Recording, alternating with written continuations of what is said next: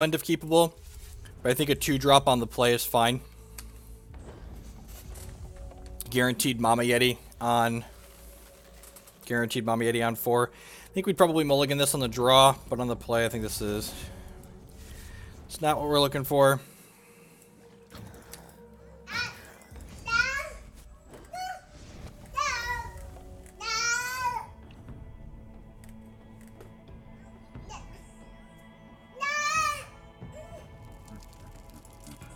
No, I've not written about the Ruby deck yet this season.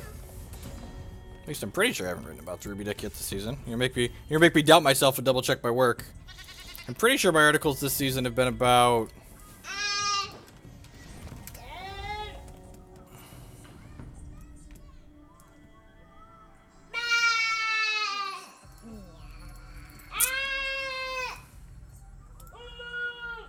Man, people on their...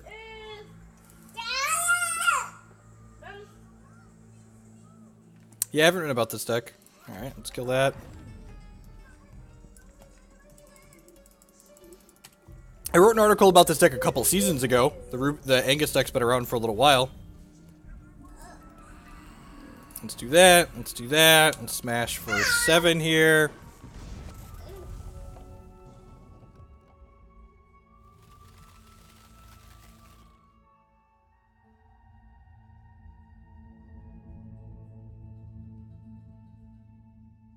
Opponent has some choices to make. Hopefully they can't kill this Mama Yeti. Yeah, gain charges at double damage is weird. Especially with Elk.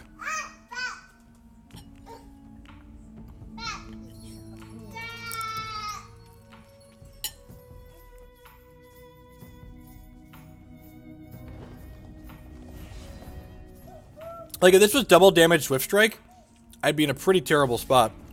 But it's not, so I'm going to smash them.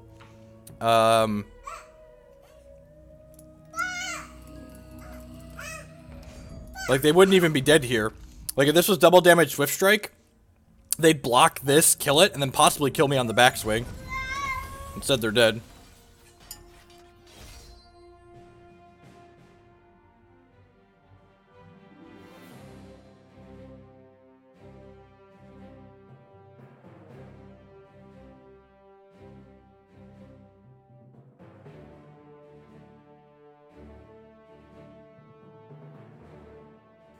So I'm not 100% sure what the opponent's doing. Burning Ire and Primordial Sabretooth seem great. I'm going to put out Righteous Outlaw on the draw. It's a little awkward. I think I'd rather have Boltspasm than Righteous Outlaw. Oh, that's true, Dark Wonder. That's true. I'm forgetting that. I think Boltwing's fine.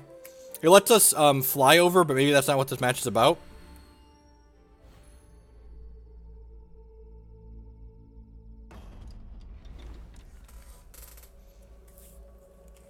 Sabretooth's good against the rabbit decks. That sounds fine. It's got Scapegoat on one. We're a real professional. We'll draw Lazgar's Vengeance on one. Ooh, they have a bunch of elves in their deck.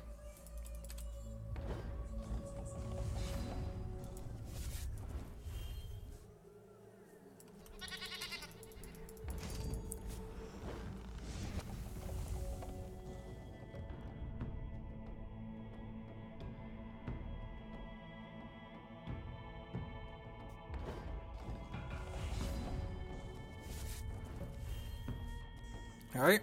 Let's guarantee player Mama Yeti on 4.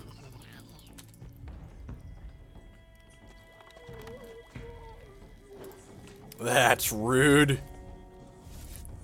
Good beat. I got excited when they didn't have a turn 2 play there.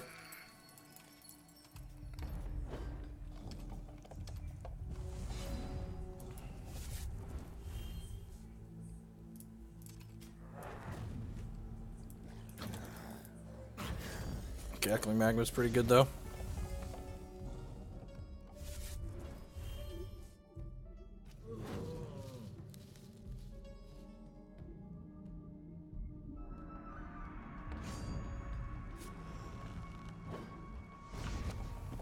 Probably pretty dead.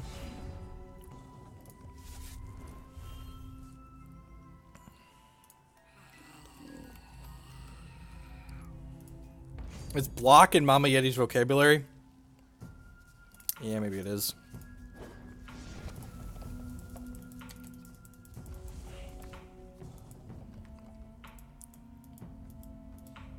Oh, they're guaranteed with... They have another champ power. Right, because the Runic gave them charges. Cute. I think I'm just clicking submit. The fact they have Crackling back, but doesn't make me want Righteous Outlaw anymore.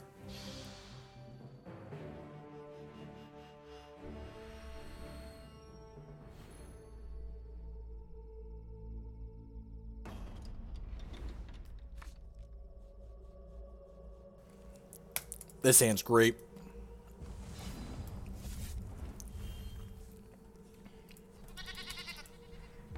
And we're on the play. We're going to play Cackler. I think we're going to give up 1 point of damage in order to trigger the Lazgar Vengeance an extra time here. Yeah. So let's just stack for 4 and trigger this. And then next turn this will go down to 3 cost even. I guess if they have Crackling Magma here, just a Sabretooth Sweet. So this is going down to 3 cost then. By that I mean even lower. Hopefully they don't have Crackling Magma here. I feel like if they have Crackling Magma they might have held it up. So hopefully they don't. This now costs 2. If they don't have Crackling Magma they should be pretty dead here. Come on, play Runic Missile for me.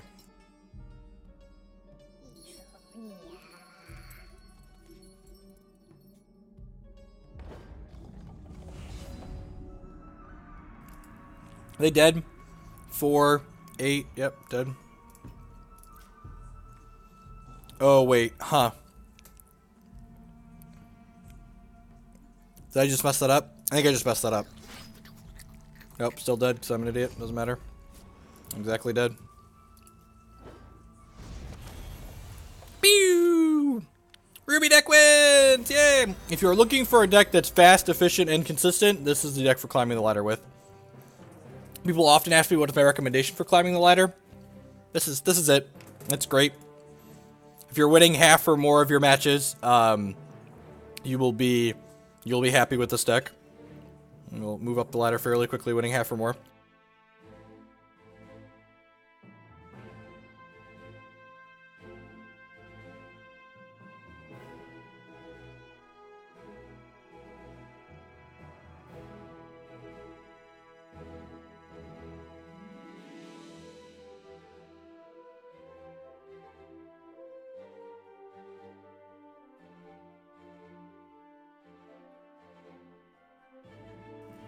Nice, Jim.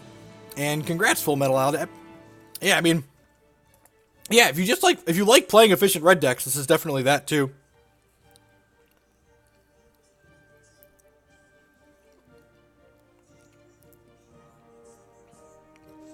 But does it draw a card? So what is good against this deck? The Sapphire Diamond control decks on average are pretty good against this deck.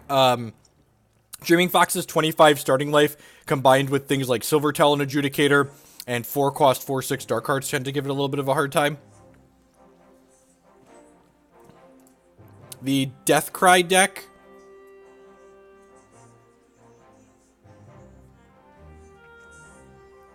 The Deathcry deck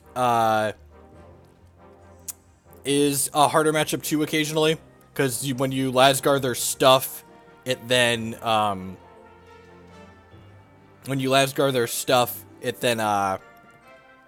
oh, my words are just not working this morning. And when you Lazgar their stuff, it comes back and they have more blockers.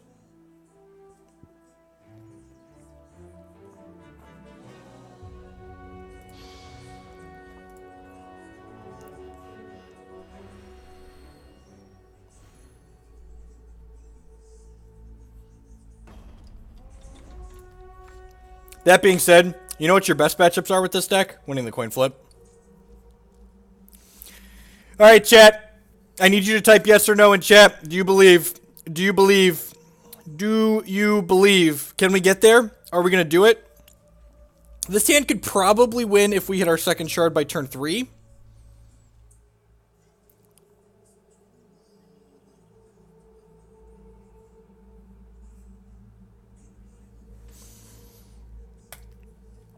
I would just like the people to know that saying that you should mulligan this hand, you just need bigger balls. When your balls are huge like mine, you can keep hands like this.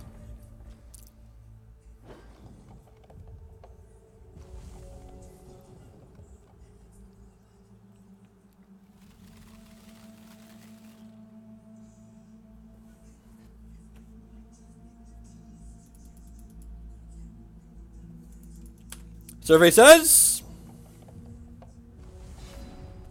do you believe in life after love? Do, do, do. I believe in Frothfang Cackler. We're gonna run you down, Angus. Do, do, do, do, do, do, do, do. We're gonna curve out into this Mama Yeti, chat. You just gotta believe. You just gotta believe. Or we're gonna draw 1 or a 2 drop next turn. Either way, we're good. That's a 4/4. That's terrifying. How do we beat a 4/4? God, we're so dead, huh?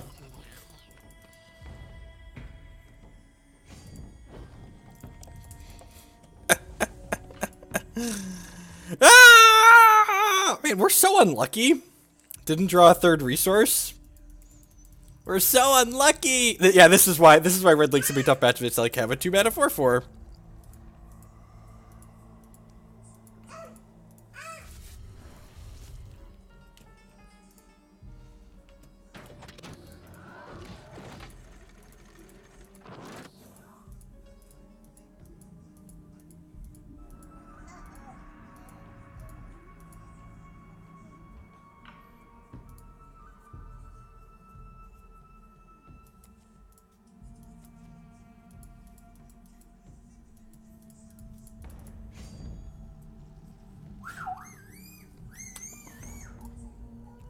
There's no point in blocking a Dreadling. We take 3/5 either way.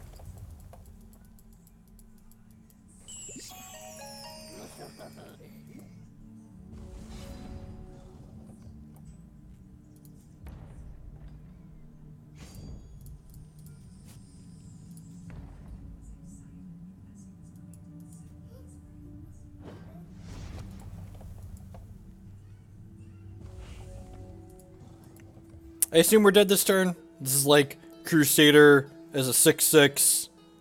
And then this will be, yeah, if they have a Crusader, we're dead. Matriarch kills any speed 3-drop kills us here.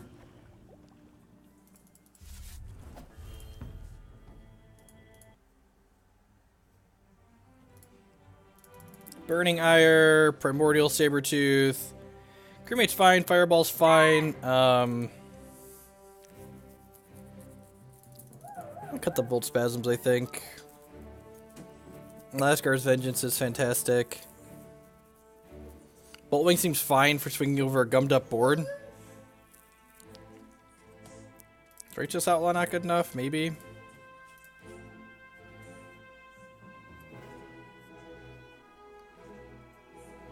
You think Cremate's a cut? I guess keeping more threats in, yeah, that's fine on the play, especially Outlaw's good. I'll put Cremate back in on the draw. I think I like that. I think I like switching it back and forth.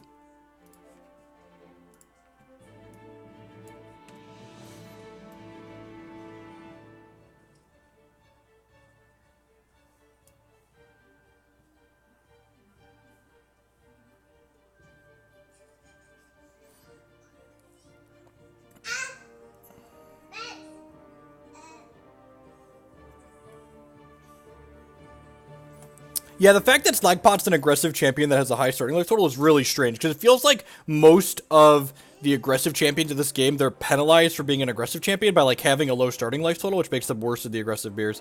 You cut Lazgars? Get out of here. I feel like we need our powerful cards to win this matchup.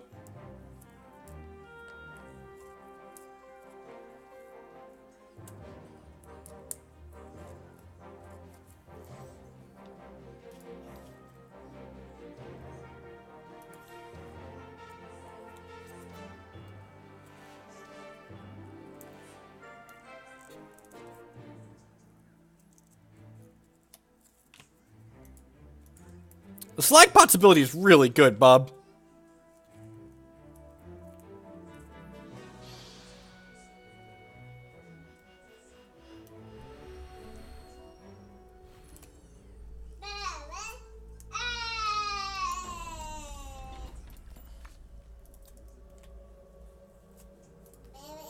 Sound like it's not great, but it's fine.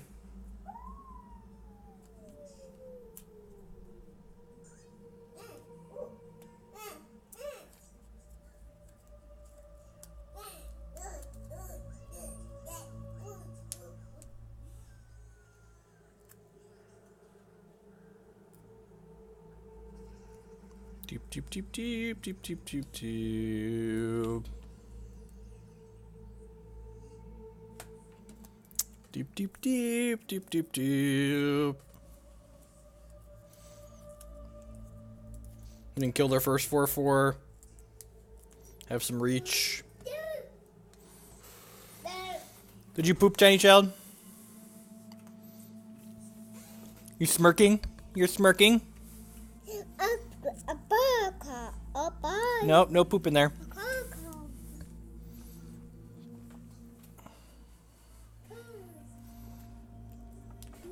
Where are you, opponent? Been waiting longer than the first game took.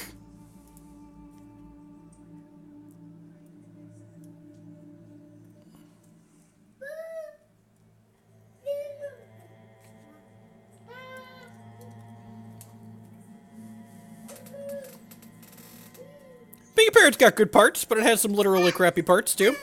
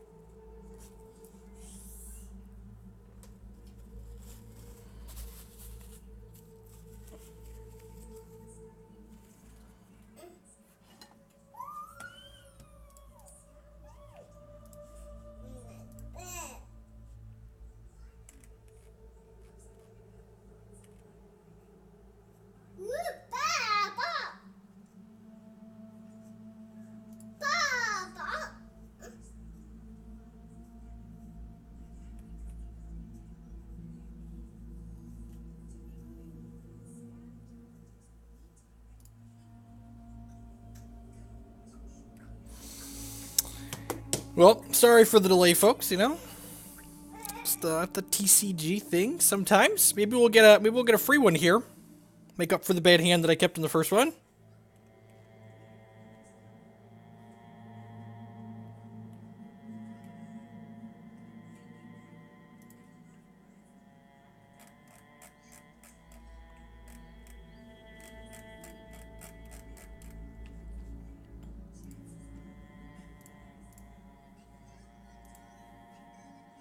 Peace, Squishy. Get you around. Thanks for the support.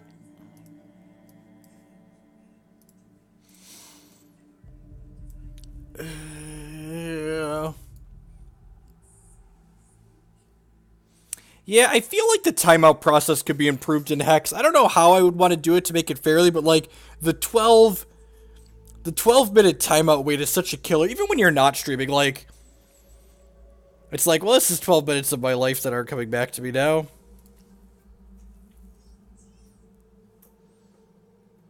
It's not shorter than Magic, actually. On Magic Online, you only have to wait 10 minutes. Which also sucks. Magic Online also sucks. I hate when people do that, and this isn't nothing personal to you, Jin. People do that all the time which is with everything. They're like, well, it's not as bad as this other thing. It's like, well, that thing sucks too. It's like, just because it sucks slightly less than this other thing doesn't mean we should still try and improve it. Yeah, in Magic, well, if you're talking about Magic Online, it's just 10 minutes. In Paper Magic, it's 0-minute game loss, 10-minute match loss.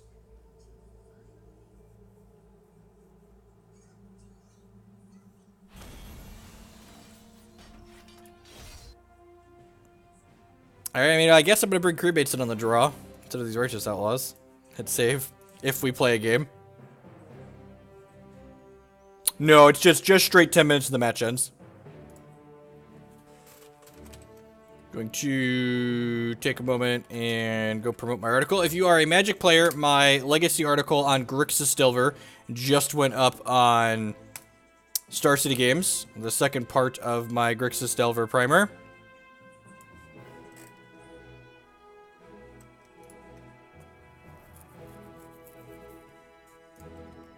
If you are a Magic player interested in seeing that, it went up here.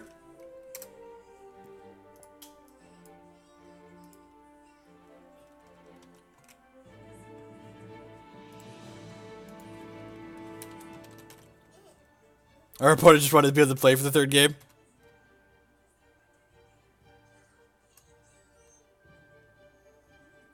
That's fair. Most of the Magic players that watch this stream are also Legacy players. We've established ourselves in that audience.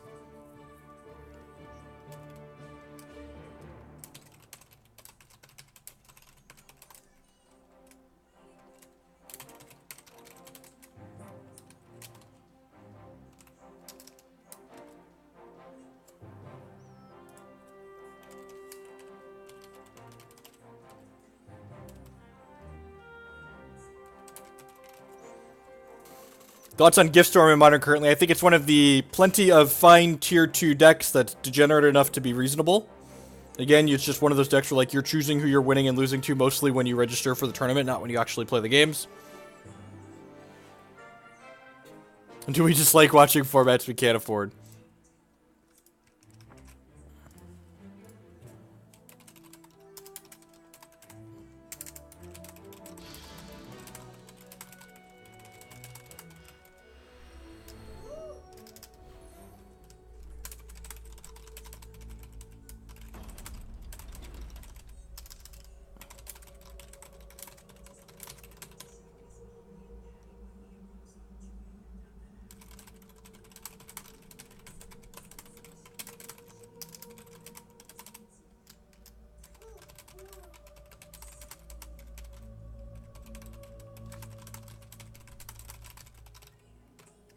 Is my opponent here?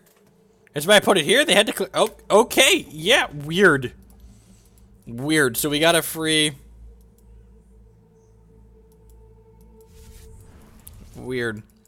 Yeah, what you have to remember, Bardic, is that, like, the vocal minority is a real thing. So, like, for every one person that says they dislike me, you know, there's 2 others that, like, are fine with what I do. No, I think Elves, and actually in my guide today I talked about the Elves matchup. I think the Elves matchup is bad for Grixis Delver, especially the configuration that I'm playing, but I also don't think Elves is a particularly good deck in Legacy, so I'm fine having a bad matchup against a deck that's not great.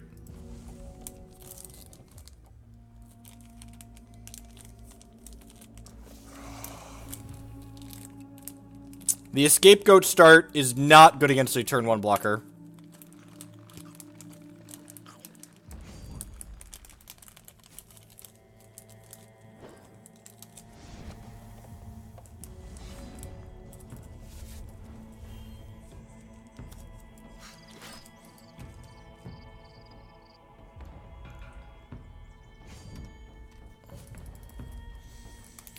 Shame this hand doesn't have a Lazgar's Vengeance in it.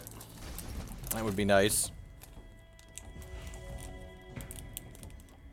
This Hex free mulligan system... It's not a free mulligan, it just affects your starting hands, just for clarification. And no, I don't think so. Like, your deck selection basically, because the way you get to cheat on because the way the opening hand is based on the amount of resources in your deck, cheating on resources hurts your consistency. So, like, if you cheat on resources, instead of just, like, being more consistent, your deck is less consistent then. I'm falling short of a good way to say this, but basically, like, you're still hurting yourself by, like, making your deck worse. So, okay, I think I figured out a good way to phrase this. So, like, let's say you cut some amount of resources from your deck because the opening hand system makes it less likely that you get a no-resource hand. Well, if you cut resources, getting rid of that 10% bonus, basically, and someone else doesn't cut resources, their deck's now 10% more consistent than yours. Yeah, we're gonna be pretty dead here, right? I guess we could draw not even drawing Lazgar's Vengeance still means we're dead. I think Boltwing is better than Matriarch in the 3-drop slot, and the reason why I think Boltwing is better is it gives you some staying power against the blood-based removal decks in the format. It also allows you to kind of fly over if your opponent, like, gums up the board a little bit and, like, can't attack through your ground pounders, but your ground pounders can't attack through their board either. They only made us wait 7 minutes to lose, to be fair.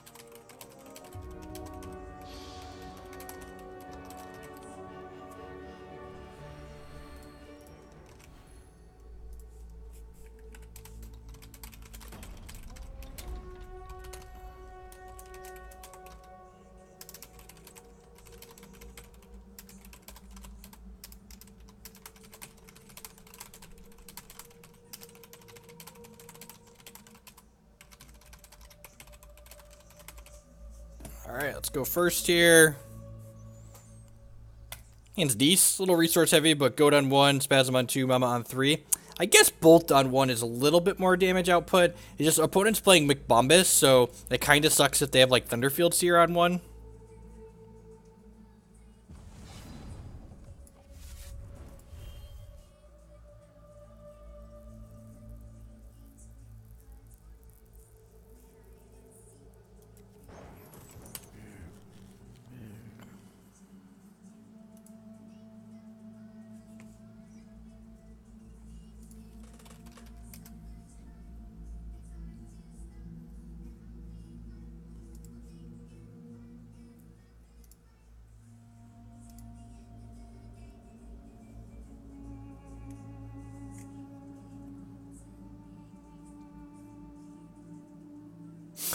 That's true, you probably...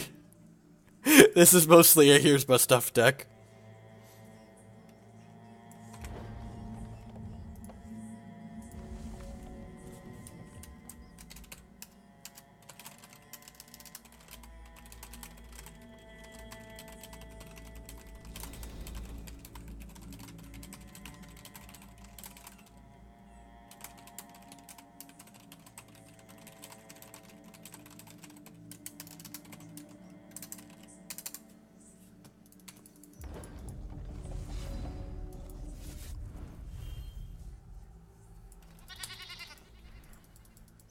Rawr, the goat is here.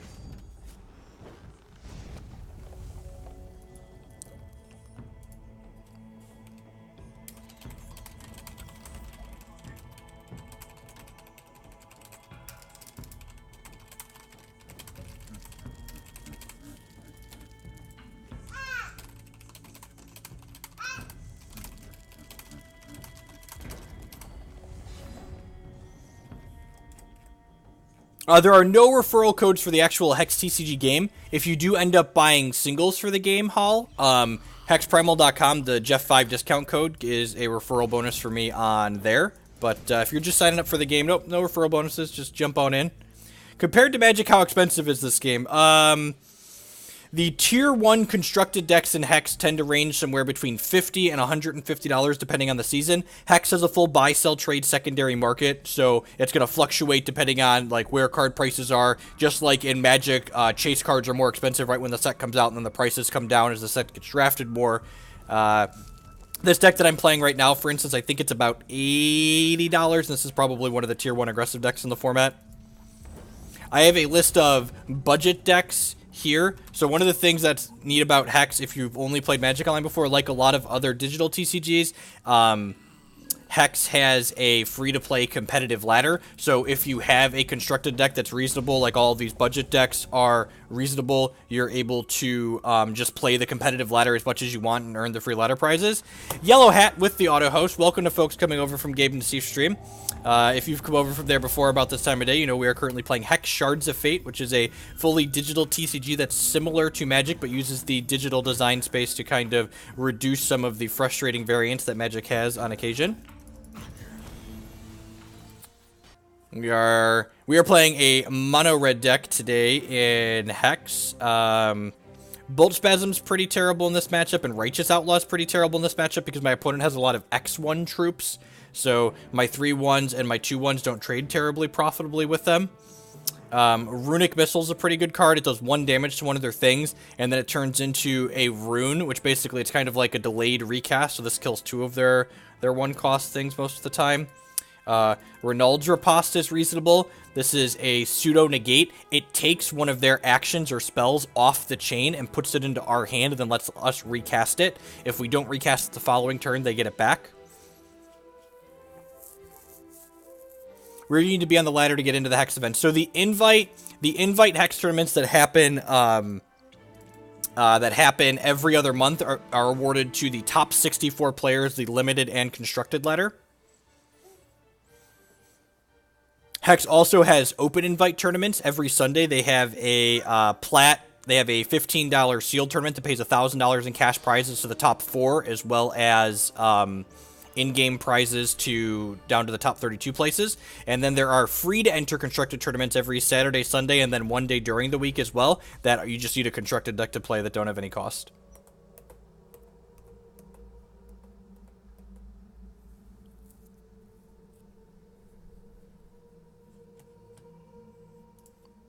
This hand's pretty reasonable. It needs a 3rd resource, but we've got Baby Yeti on 1 and 2, so sounds good. This card's actually kind of worth talking about if you're not familiar with Hex. So this card is a 1/1 with speed for 1, which isn't particularly powerful. But the reason why we play Baby Yetis in our deck is there's this card called Mama Yeti, which is a 5/5 with haste and trample essentially for 4. But you can only put a Mama Yeti in your deck if you have a Baby Yeti. So in order to play the 5/5 with haste and trample, we play 1/1s with speed for 1.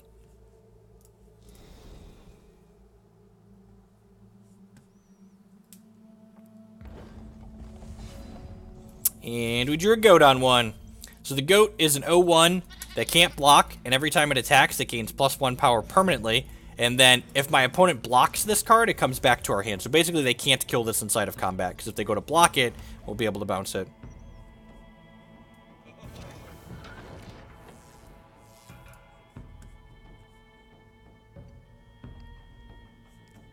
We've played Gift Storm before, Bolas.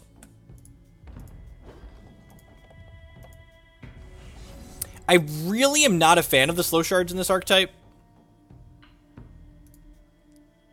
Am I just holding Riposte up here? I think I'm just holding Riposte up here.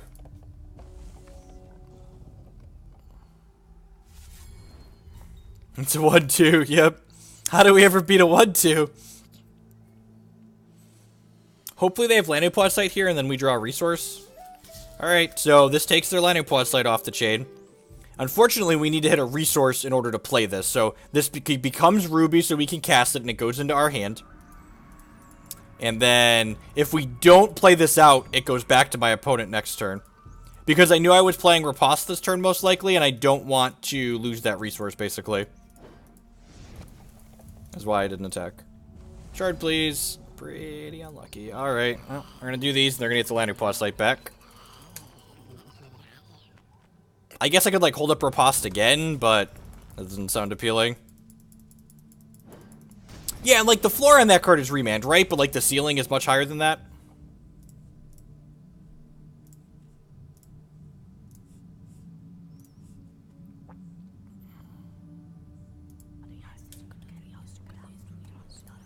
Mind Calls. This takes 2 of the cards in their hand and gives them -1 cost.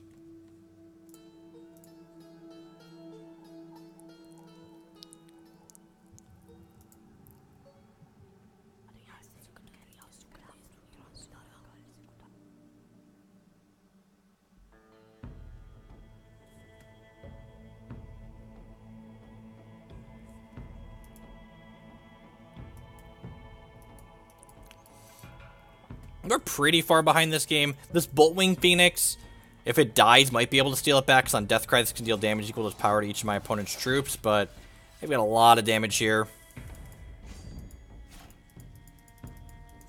Ascended as Angus, that's hilarious.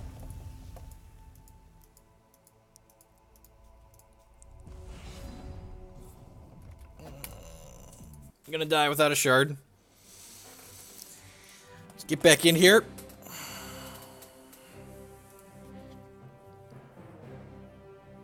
Get a good strong curve on the play here, hopefully.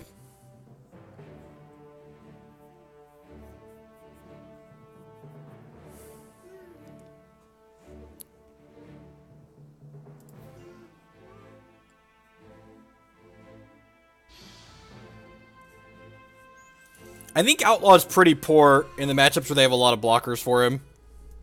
It does have good upside, but I feel like in matches like this, I just don't want that effect. Like they've got their champion power, they've got Thunderfield Seers, like and a lot of stuff. The Runic Missile kind of sucks here. Double Lazgar is decent though. We've got this Frothfang Cackler that can attack into most things. Does Bombas even run Phoenix anymore? No, the Bombas decks a lot of the time don't play Sunsoul Phoenix. So Lazgar's Vengeance is an 8-cost card to start, and every time one of our troops attacks, it gets -1 cost permanently. And then when we play it, it does 4 damage to our opponent and each of their troops. So we just kind of tick down, and eventually it goes boom. Alright, so we just want to draw some troops from here on out. Even if they have a Warp Steel Shard Sword next turn, we can Runic Missile half of it and then keep attacking with this. Hopefully they don't kill us. If they kill this, we're going to be in a pretty bad spot, because we're not going to be able to tick our Lazgar's Vengeance down anymore. Cremate here would be pretty rough for us. It just deals 2 damage to my Dork. Ooh, no play is great. Baby Yeti is fantastic, because it lets us keep ticking down our Lazgar's Vengeance, and it lets us hold up this Riposte this turn.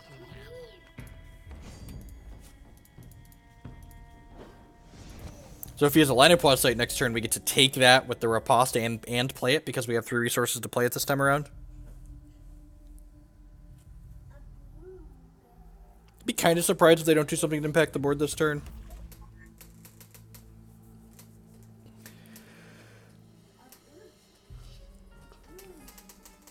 Lazgar's Vengeance is the pushed card that makes these Ruby aggressive decks possible. I think these Ruby decks would be a little bit not strong enough if we didn't have powerful things like Lazgar's Vengeance. I'm going to take this combat training from them. Like, let's be used by resources for the turn. Alright. Let's play one more with the Ruby deck for good measure.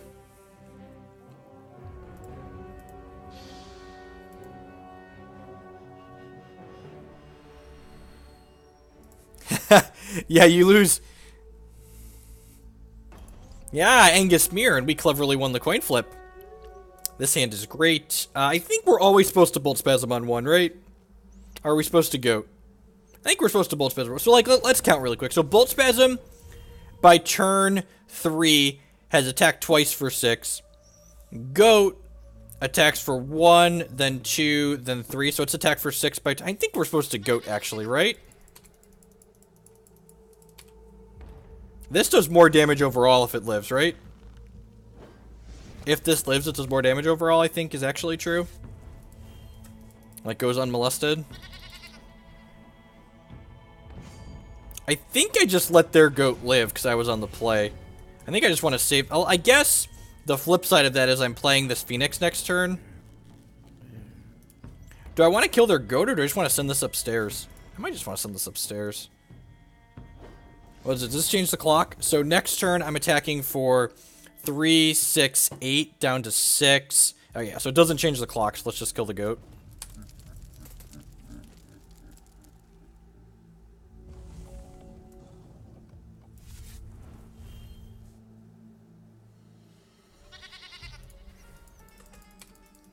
That's true, the Goat does get blocked.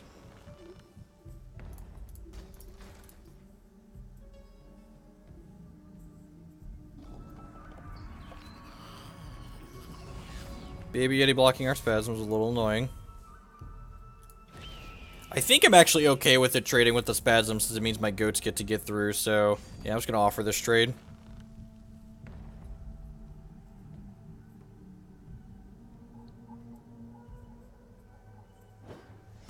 So they go to 9 here. So next turn they go to 6, and then this is 6, 7.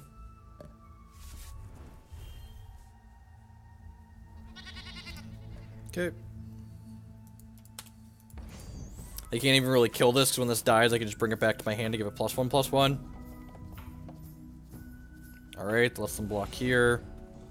Boltspasm of my own. Alright, so they're not dead this turn anymore.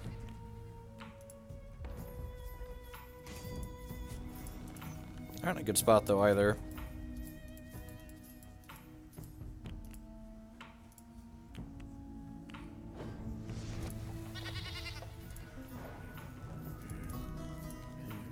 So next, even if they have Lazgar's Vengeance this turn, my Boltwing comes back as a 3/3, and then my Champ Power does 3, so they need Lazgar's plus Fireball. They need Lazgar's with 1 resource up to Fireball afterwards. Alright, so they should just be dead here.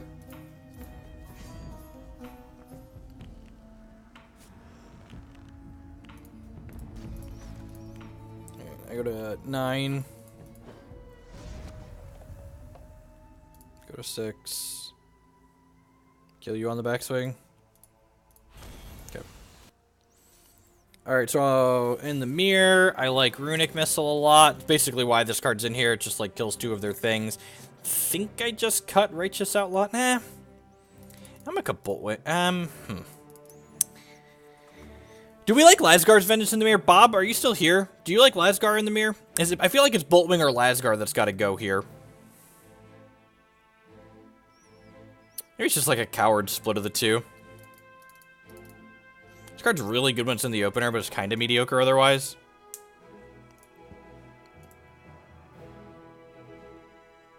If I cut Lazgar's, alright, sure. It is very good in the opener. You're not wrong.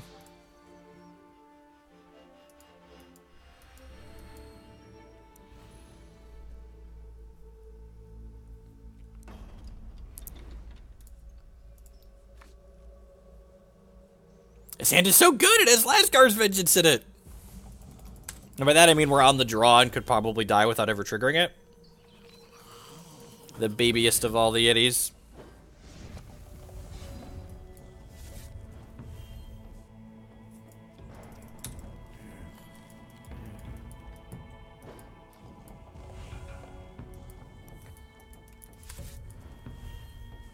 Maybe I'm supposed to Yeti on 1 just to like start ticking this down to try and steal this game with the Lazgar's Vengeance. I don't hate that.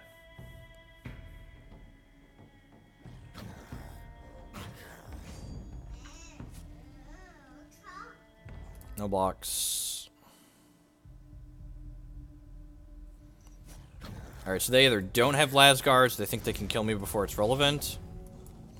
Double Fireball is pretty good.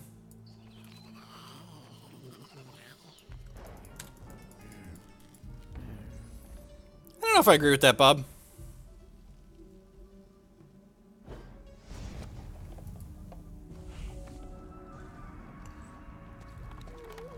Oh, God! Oh, this Lazgar. Why is there a Lazgar's Vengeance in my deck? Holy crap. Oh. Oh. Did anyone else just throw up all over their keyboard? Just me? Is that just me? Weird.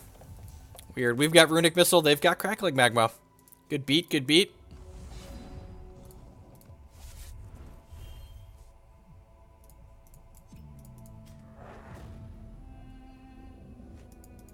I like that Runic Missile can kill them.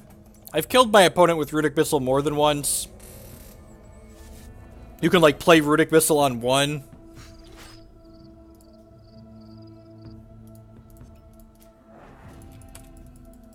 Kill your outlaw. Take 1.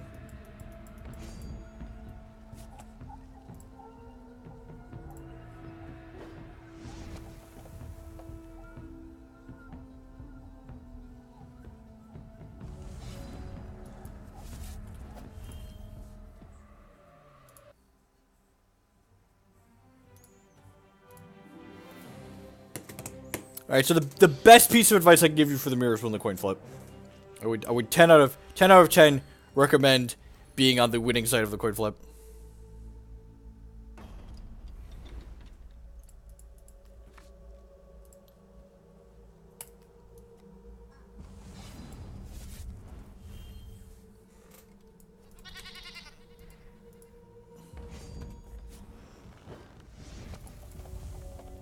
I miss turtle beers.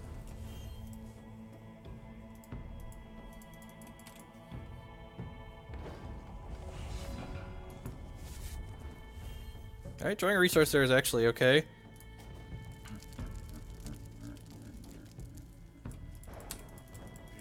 Yeah, I think the Sapphire Diamond control deck's very good. In fact, we should probably play some traditional Sapphire Diamond control here at some point.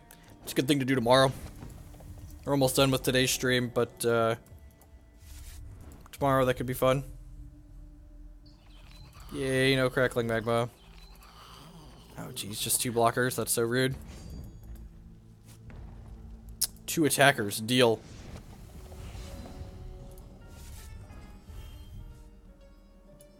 That's really aggressive.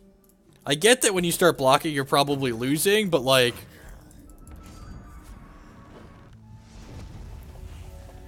Okay.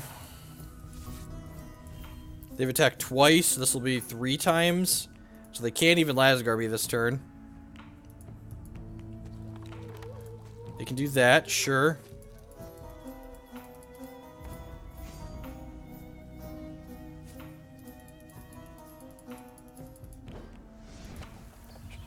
Shard is lethal.